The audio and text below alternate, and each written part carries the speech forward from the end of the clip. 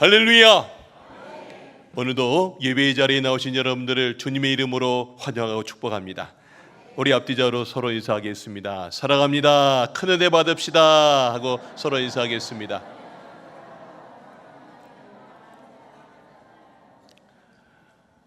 네, 오늘 찬양대의 찬양 하나님께서 기쁘게 받으신 줄로 믿습니다.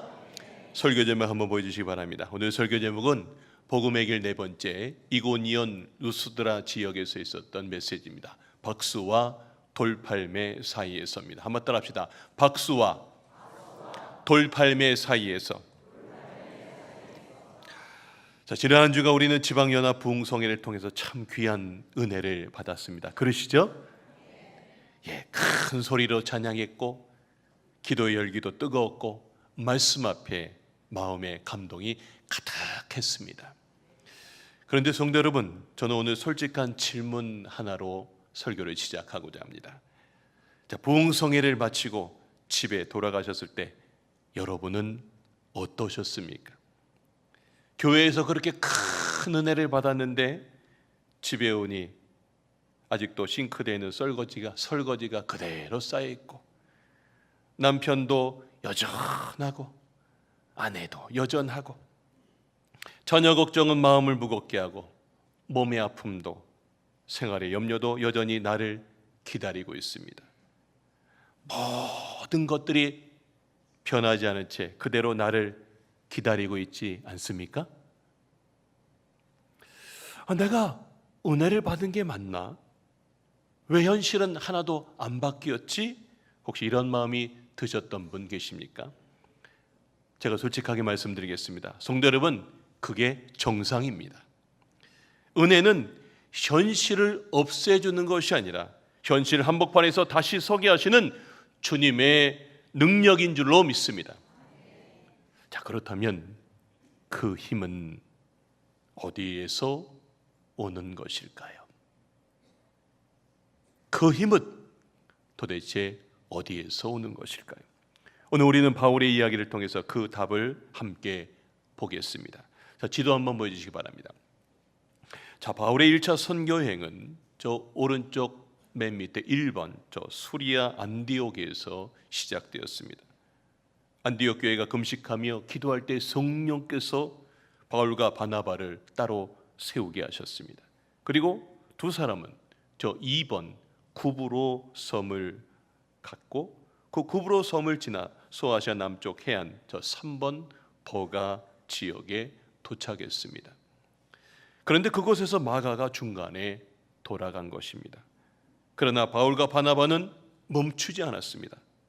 해발 3,900m에 타우루스 산맥을 넘어서 저 4번 비시디아 안디옥까지 올라갔습니다. 그리고 지난주 우리는 그곳에서 바울이 선포한 복음을 들었습니다. 이 사람을 힘입어 죄사함이 있습니다. 이 사람을 힘입어 의롭다 하심을 얻었습니다.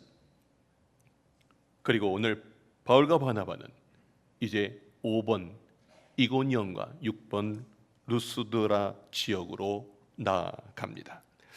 자, 지도로 보면 그저 선 하나의 연결들입니다. 그런데 이번 성지순례를 다녀오면서 저는 그 선이 단순한 선이 아니라는 것을 몸으로 느꼈습니다.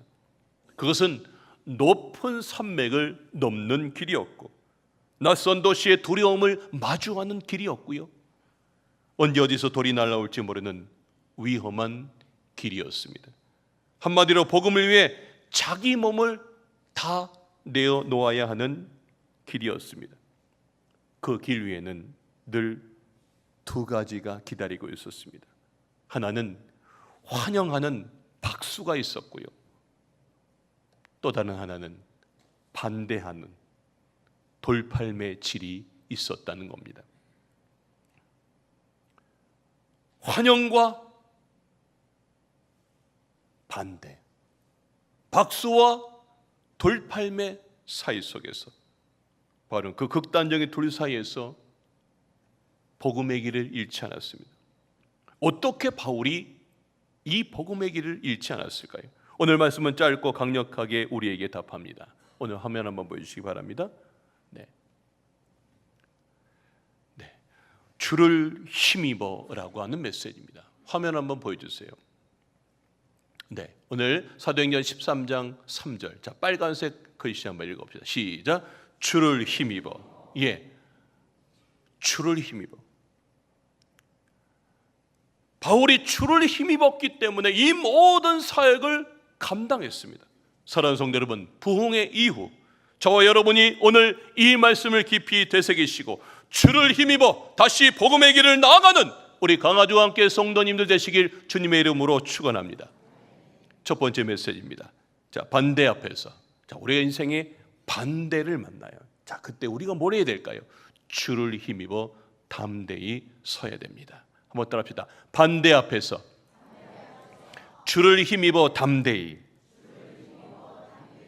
자, 14장 1절 말씀 우리 다 같이 한번 읽겠습니다. 시작. 이에 이고니온에서 두 사도가 함께 유대인의 회당에 들어가 말하니 유대와 헬라의 허다한 무리가 믿더라. 자, 이고니온에 들어가자 놀라운 일이 일어납니다. 많은 사람이 복음을 받아들였습니다. 유대인과 헬라인의 허다한 무리가 마음을 열고 복음을 받아들였습니다. 자, 그런데 2절에서 분위기가 확 바뀌어 버립니다. 2절 말씀 다 같이 읽겠습니다. 시작. 그러나 순종하지 아니하는 유대인들이 이방인들의 마음을 선동하여 형제들에게 악감을 품게 하거늘. 예, 순종하지 않은 유대인들이 와서 이방인들의 마음을 선동합니다. 저 사람들을 따르지 마라. 저 사람들은 위험한 사람이야. 같은 도시, 같은 복음의 메시지입니다. 그런데 어떤 사람은요 믿었고요, 어떤 사람은 반대했습니다. 왜 유대인들은 이렇게까지 반대했을까요? 유대인들에게 십자가는 영광의 상징이 아닙니다. 율법에 따르면 나무에 달린 자는 저주받은 자라고 그들은 평생 머릿속에 생각하고 살았어요.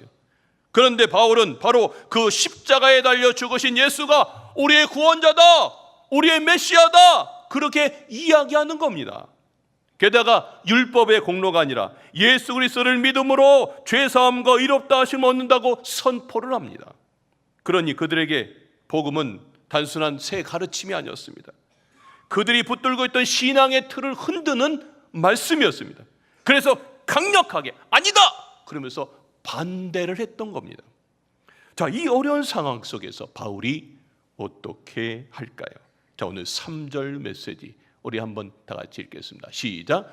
두 사도가 오래 있어 주를 힘입어 담대히 말하니. 자, 보세요. 두 사도가 오래 있었답니다. 그런데요, 주를 힘입어 오래 있으면서 담대히 말했답니다. 자, 한번 본문을 한번 상상해 봅시다. 도망하지 않았습니다. 상황이 험악해진다고 해서 빨리 다음 도시로 가지 않았습니다. 오히려 오래 머물렀고 더 담대히 하나님의 말씀을 전했습니다. 성도 여러분, 여기서 질문합니다. 여러분이 바울이었다면 어떻게 하시겠습니까? 만약 여러분이 교회를 하다가 혹은 가정이나 직장에서 믿음을 지키려다가 주변 사람들로부터 억울한 오해를 받고 나를 모함하는 소리를 듣게 된다면 여러분은 어떻게 하시겠습니까? 오래 머물며 거기에 계속 계시겠습니까? 계실 분 계세요?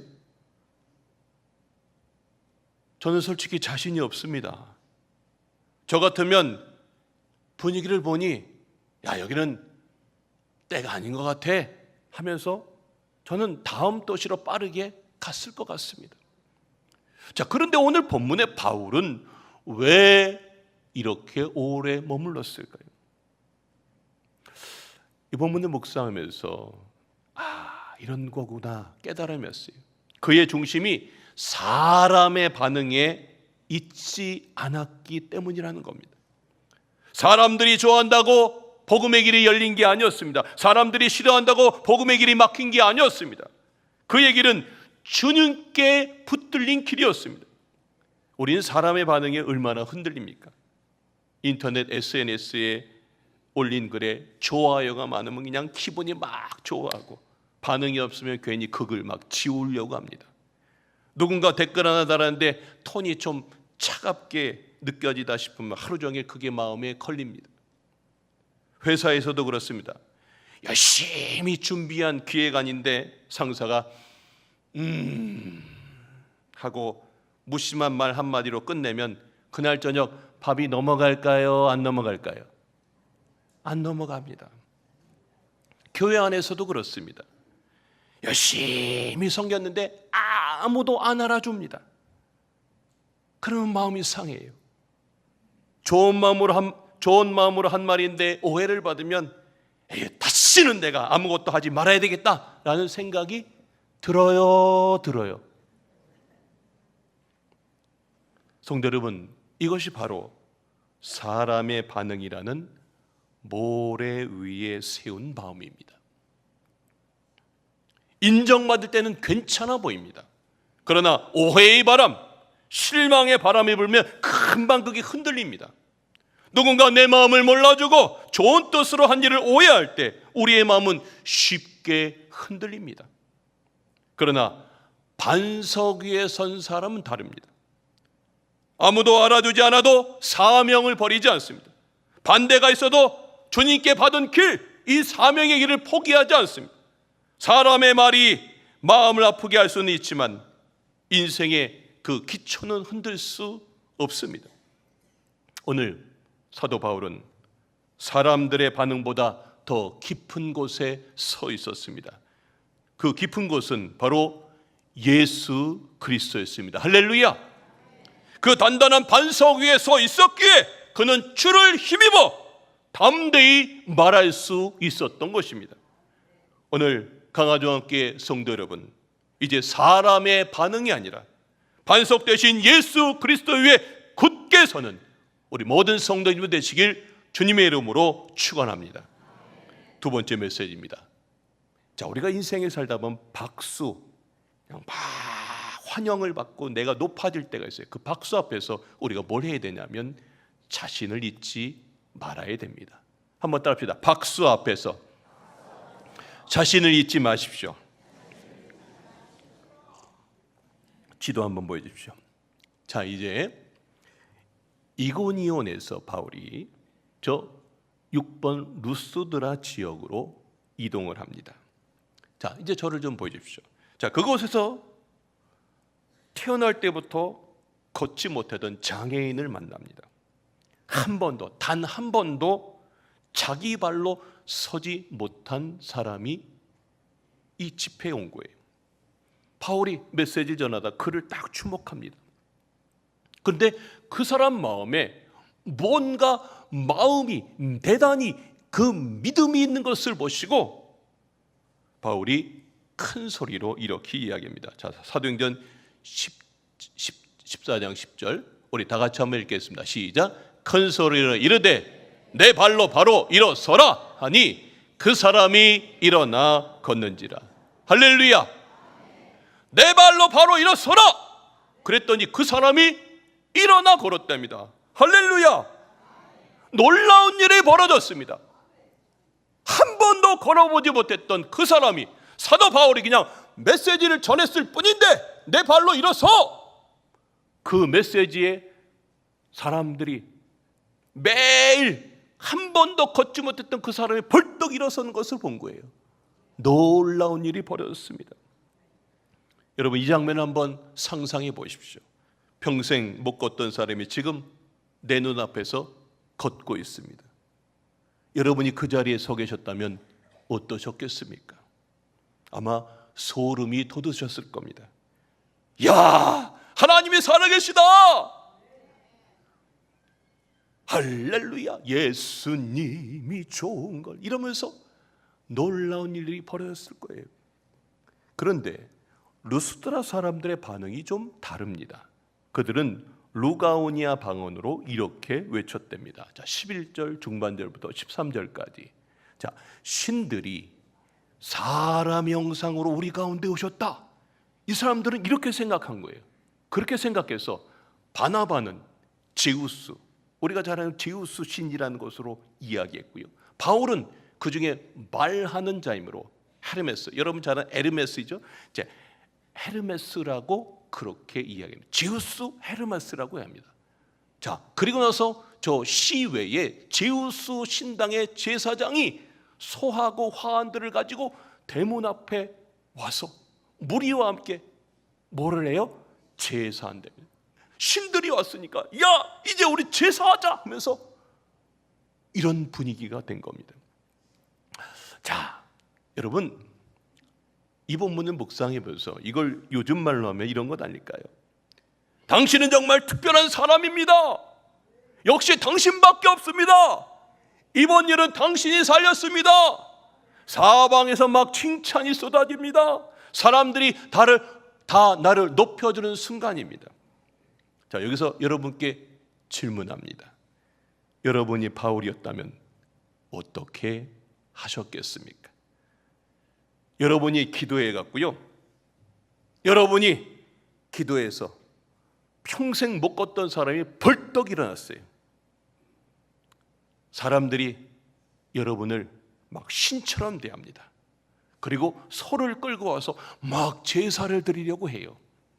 솔직히 그 순간 마음 한쪽이 우쭐해지지 않겠습니까? 아유, 하나님이 하신 일이지만 그래도 내가 쓰임받은 것은 맞잖아. 사람들이 알아주니 힘이 나네, 힘이 나. 우리 마음속에 이런 생각이 슬쩍 올라오지 않겠습니까? 저도 솔직히 자신이 없습니다. 박수는요, 달콤합니다. 사람들의 인정은 참 매력적입니다. 한번 그 맛을 보면 더 원하게 됩니다. 여러분, 사람들이 난리가 났어요. 막 높여주는데 오늘 바울과 바나바는 어떻게 반응할까요? 오늘 14절 15절 말씀입니다. 두 사도, 자, 바나바와 바울이 자, 이런 상황의 모든 걸 듣고 뭐를 해요? 뭐를 찢어요? 옷을 찢어요. 그리고 무리 가운데 뛰어 들어가서 소리를 질러 말합니다. 자, 밑에 두 줄 한번 읽어봅시다. 시작. 여러분이여 어찌하여 이러한 일을 하느냐? 우리도 여러분과 같은 성정을 가진 사람이라. 예, 바울과 바나바가 옷을 찢고 무리 가운데 뛰어들어가 외칩니다.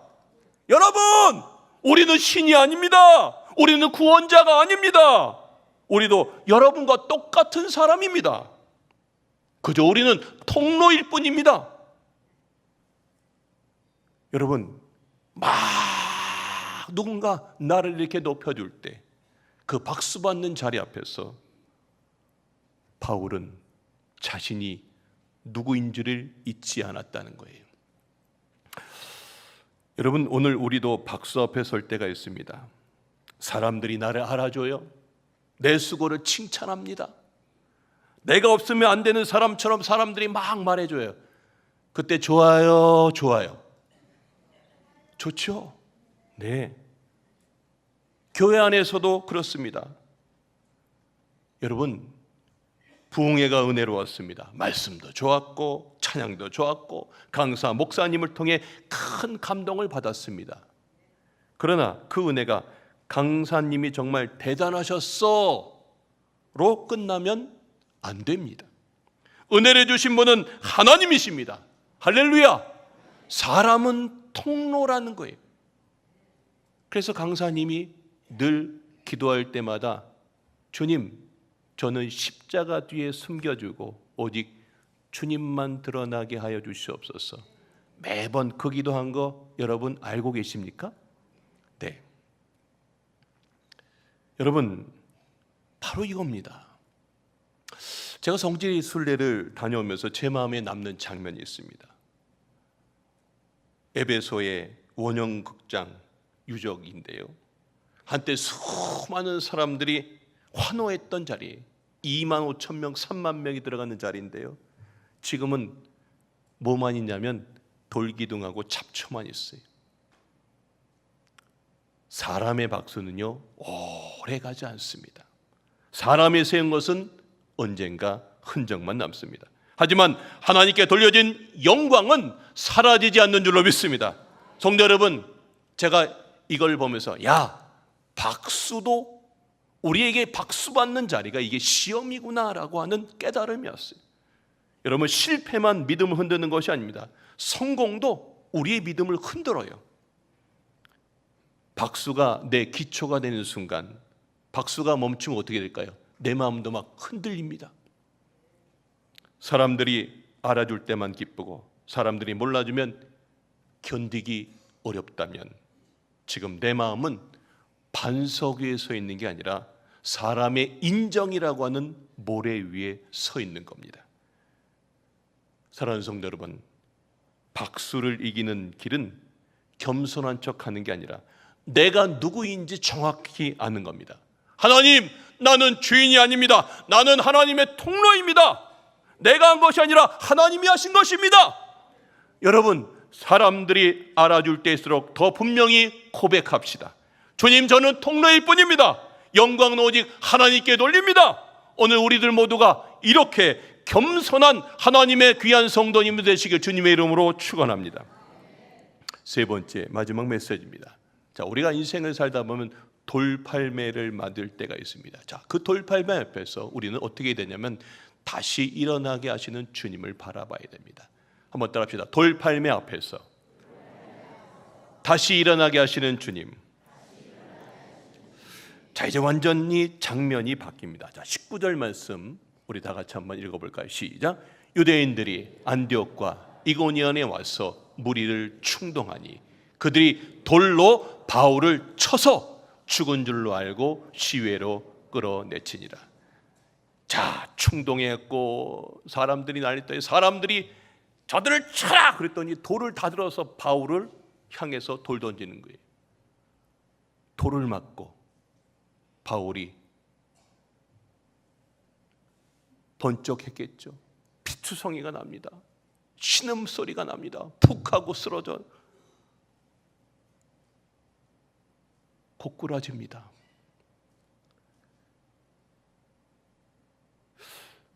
저는 이 부분을 보면서 참 순식간에 어떻게 이렇게 분위기가 바뀌지? 조금 전까지 사람들이 막 박수를 쳤어요. 그런데 지금 사람들이 뭘 해요?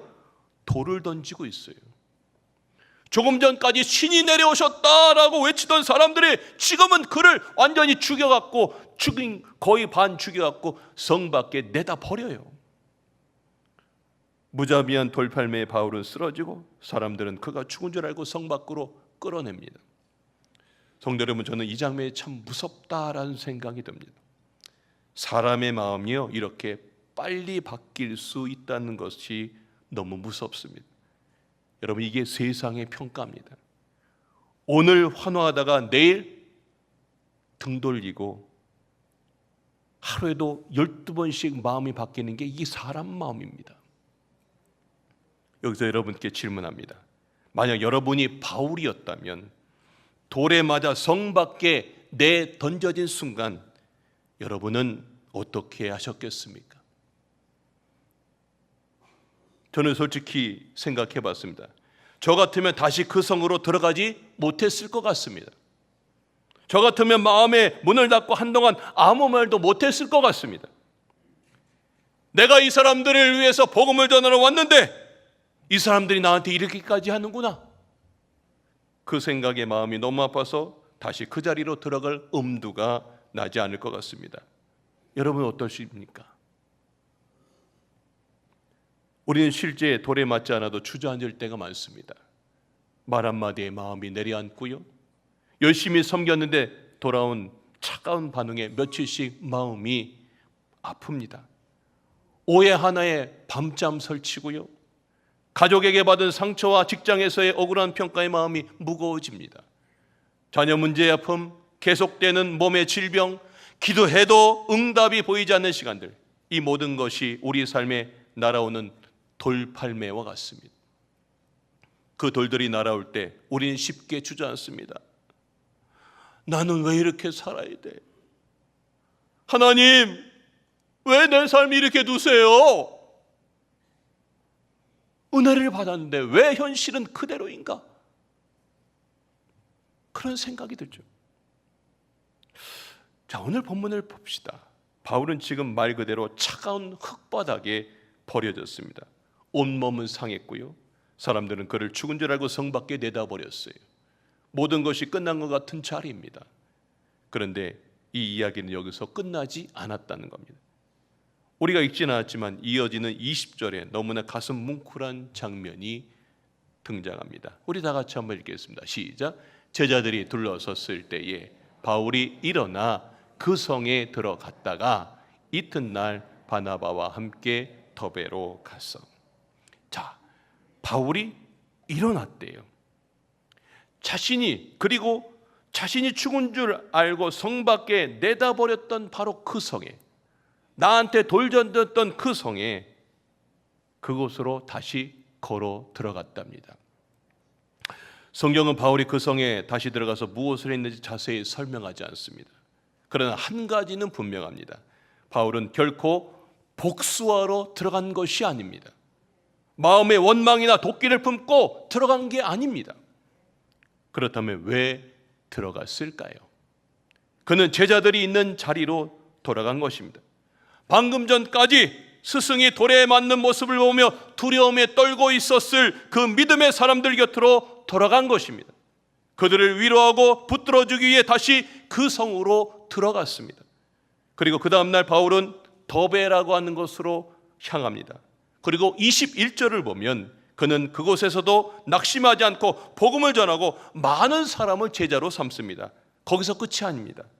더베 사역을 마친 바울은 다시 자기에게 돌로 쳤던 루스드라와 이고니온에게, 그리고 안디옥으로 다시 거꾸로 이렇게 돌아오면서 그곳에 남겨진 제자들의 마음을 굳게 하려고 곳곳마다 다시 복음을 전하러 갔다는 것입니다. 할렐루야!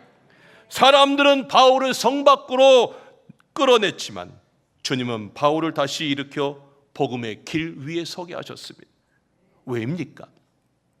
아직 사명이 끝나지 않았기 때문입니다. 무엇이 바울을 다시 일으켰을까요? 강한 멘탈입니까? 오기입니까? 자존심입니까? 아닙니다. 그를 일으킨 것은 사랑하는 주님인 줄로 믿습니다. 여러분, 바울은 알고 있었습니다. 내 생명은 이 사람들의 손에 달려있지 않다. 내 사명은 이 사람들의 반응에 달려있지 않다. 나를 부르신 분은 주님이시다. 그분이 부르셨다면 나를 일으키게 하시고 나의 앞길을 인도해 주실 거야 라고 그는 생각하고 살았다는 것입니다.